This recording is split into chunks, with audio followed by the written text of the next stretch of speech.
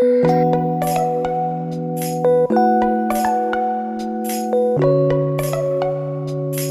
रहे हैं भाषा, अर्जन और अधिगम।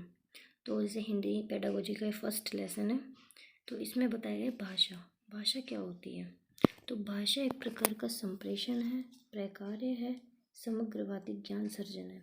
यानी कि यह किसी भी माध्यम से ना सीखकर जो हमारे आसपास का माहौल है, हमारे घर में जो लैंग्वेज बोली जाती है, या मतलब इसमें हमें क्या होता है कि हमें किसी भी माध्यम की ज़रूरत नहीं होती है, ये हम अपने आप सीखते हैं, तो उसे हम भाषा कहते हैं।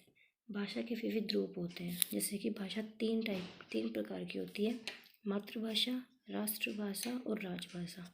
मातृभाषा वो होती है जो हम अपने घर से या आसपास के वातावरण से, माहौल से जो सीखते हैं, उसे हम मातृभाषा कहते हैं।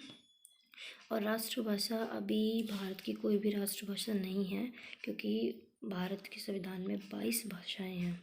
तो इस वजह से किसी भी भाषा को हम राष्ट्रभाषा घोषित नहीं कर सकते हैं, तो इस वजह से हम राष्ट्रभाषा नहीं है।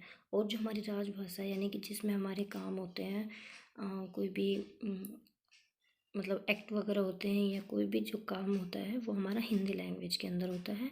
और हिंदी लैंग्वेज को राजभाषा आर्टिकल 343(1) में बताया गया है कि हिंदी को राजभाषा घोषित कर दिया जाए।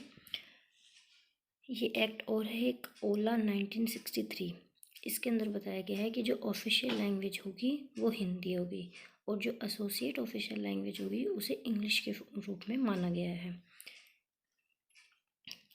इसके आगे हम बात करते हैं त्रिभाषा सूत्र के बारे में, जो 1964-66 में कोठारी आयोग आया था, उसमें बताया गया था।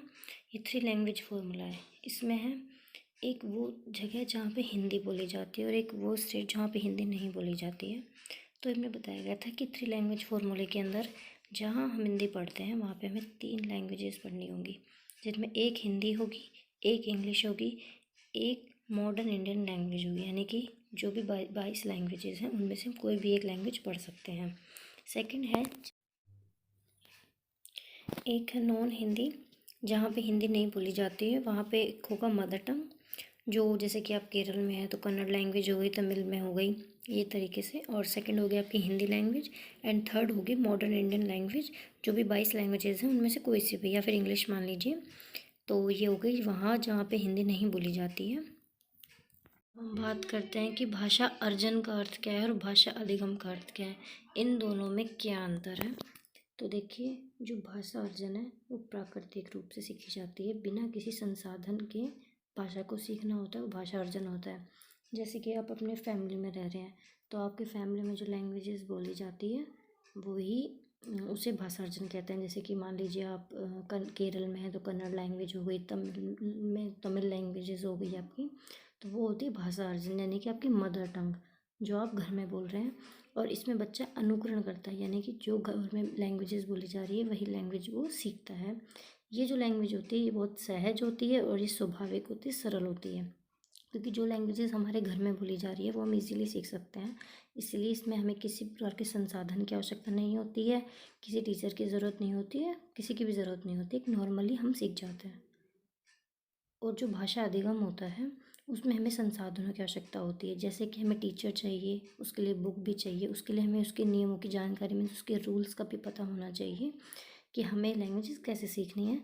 जैसे कि हम मान लीजिए हमें फ़्रेंच सीखने के लिए वो कह दें, तो हम फ्रेंच कैसे सीखेंगे, उसके लिए हमें टीचर चाहिए होगा, बुक भी चाहिए होगी, उसके सारे रूल्स भी हमें पता होने चाहिए। तो इसलिए उसे भाषा अधिगम कहते हैं। ये थोड़ी सी जटिल होती है, सीखने में थोड़ी सी कठिन होती है। तो ये समझ में आ गया होगा आपको कि भाषा अर्जन और भाषा अधिगम क्या होता है। सीटेट में जो भी क्वेश्चन पूछे जाते हैं वो इन्हीं से रिलेटेड, जो भी मैंने आपको बातें बताई हैं इन्हीं में से पूछे जाते हैं। तो ये आपको अच्छे से समझ में आ गया होगा। तो अब हम आगे बढ़ते हैं। इसमें हमें ये और था, प्रत्येक भाषा की अपनी एक लिपि होती है।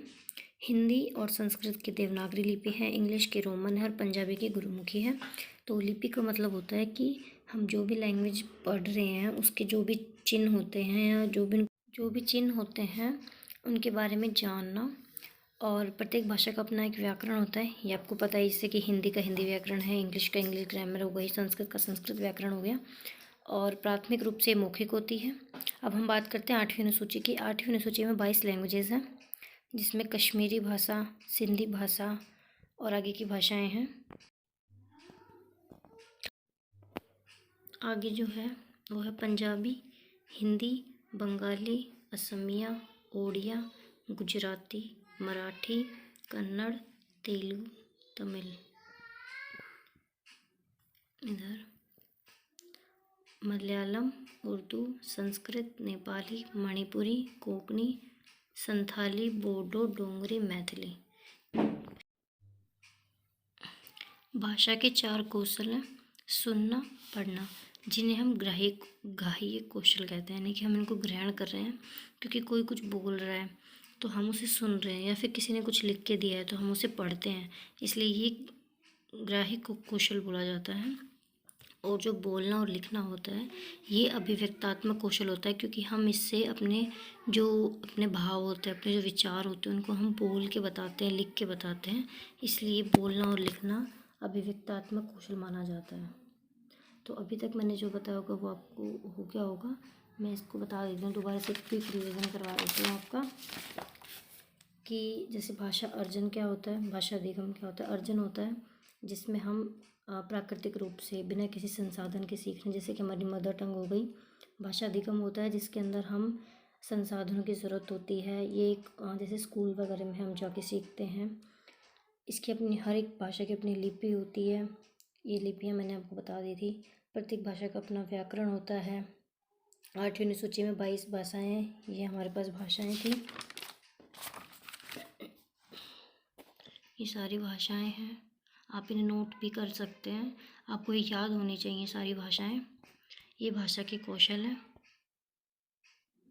तो अभी के लिए इतना ही, आगे की क्लास हम बाद में लेंगे।